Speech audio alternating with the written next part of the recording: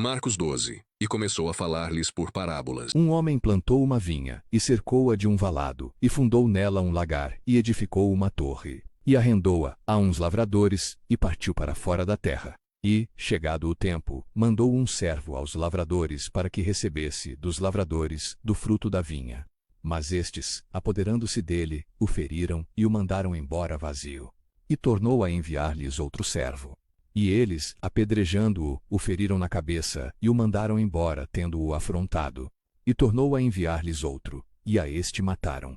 E a outros muitos, dos quais a uns feriram e a outros mataram. Tendo ele, pois, ainda um seu filho amado, enviou-o também a estes por derradeiro, dizendo: Ao menos terão respeito ao meu filho. Mas aqueles lavradores disseram entre si: Este é o herdeiro. Vamos, matemo-lo, e a herança será nossa. E pegando dele o mataram, e o lançaram fora da vinha. Que fará, pois, o senhor da vinha? Virá e destruirá os lavradores, e dará a vinha a outros. Ainda não lestes esta escritura: a pedra, que os edificadores rejeitaram, esta foi posta por cabeça de esquina. Isto foi feito pelo Senhor e é coisa maravilhosa aos nossos olhos. E buscavam prendê-lo, mas temiam a multidão, porque entendiam que contra eles dizia esta parábola. E, deixando-o, foram-se. E enviaram-lhe alguns dos fariseus e dos herodianos, para que o apanhassem em alguma palavra.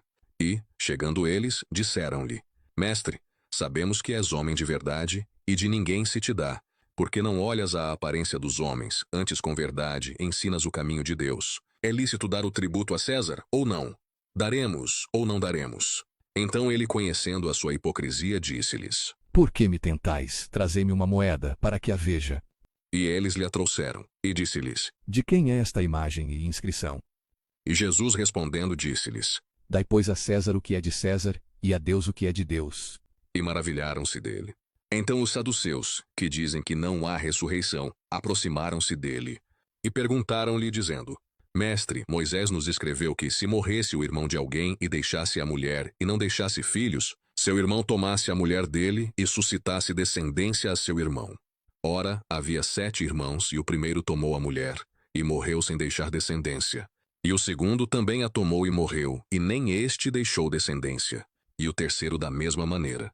E tomaram-na os 7, sem, contudo, terem deixado descendência. Finalmente, depois de todos, morreu também a mulher. Na ressurreição, pois quando ressuscitarem, de qual destes será a mulher? Porque os 7 a tiveram por mulher. E Jesus respondendo disse-lhes: Porventura não errais vós em razão de não saberdes as Escrituras nem o poder de Deus? Porquanto, quando ressuscitarem dentre os mortos, nem casarão, nem se darão em casamento, mas serão como os anjos que estão nos céus. E, acerca dos mortos que houverem de ressuscitar, não tendes lido no livro de Moisés como Deus lhe falou na sarça, dizendo: Eu sou o Deus de Abraão, e o Deus de Isaque, e o Deus de Jacó. Ele não é o Deus de mortos, mas Deus de vivos. Por isso vós errais muito. E aproximando-se um dos escribas que os tinha ouvido disputar, sabendo que lhes tinha respondido bem, perguntou-lhe: Qual é o primeiro de todos os mandamentos? E Jesus respondeu-lhe: O primeiro de todos os mandamentos é: Ouve, Israel, o Senhor nosso Deus é o único Senhor. Amarás, pois, ao Senhor teu Deus de todo o teu coração, e de toda a tua alma, e de todo o teu entendimento, e de todas as tuas forças. Este é o primeiro mandamento. E o segundo, semelhante a este, é: Amarás o teu próximo como a ti mesmo. Não há outro mandamento maior do que estes. E o escriba lhe disse: Muito bem, mestre, e com verdade disseste que há um só Deus, e que não há outro além dele, e que amá-lo de todo o coração, e de todo o entendimento, e de toda a alma, e de todas as forças. E amar o próximo como a si mesmo é mais do que todos os holocaustos e sacrifícios. E Jesus, vendo que havia respondido sabiamente, disse-lhe: Não estás longe do reino de Deus. E já ninguém ousava perguntar-lhe mais nada. E falando Jesus dizia, ensinando no templo: Como dizem os escribas que o Cristo é filho de Davi? Porque o próprio Davi disse pelo Espírito Santo: O Senhor disse ao meu Senhor: Assenta-te à minha direita até que eu ponha os teus inimigos por escabelo dos teus pés. Pois, se Davi mesmo lhe chama Senhor, como é logo seu filho? A grande multidão o ouvia de boa vontade, e dizia-lhes em sua doutrina: Guardai-vos dos escribas, que gostam de andar com vestes compridas, e das saudações nas praças, e das primeiras cadeiras nas sinagogas, e dos primeiros assentos nas ceias, que devoram as casas das viúvas, e isso com pretexto de largas orações. Estes receberão mais grave condenação.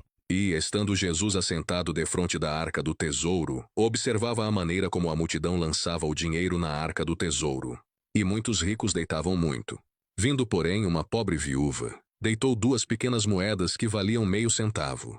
E chamando os seus discípulos, disse-lhes: Em verdade vos digo que esta pobre viúva deitou mais do que todos os que deitaram na arca do tesouro, porque todos ali deitaram do que lhes sobejava. Mas esta, da sua pobreza, deitou tudo o que tinha, todo o seu sustento.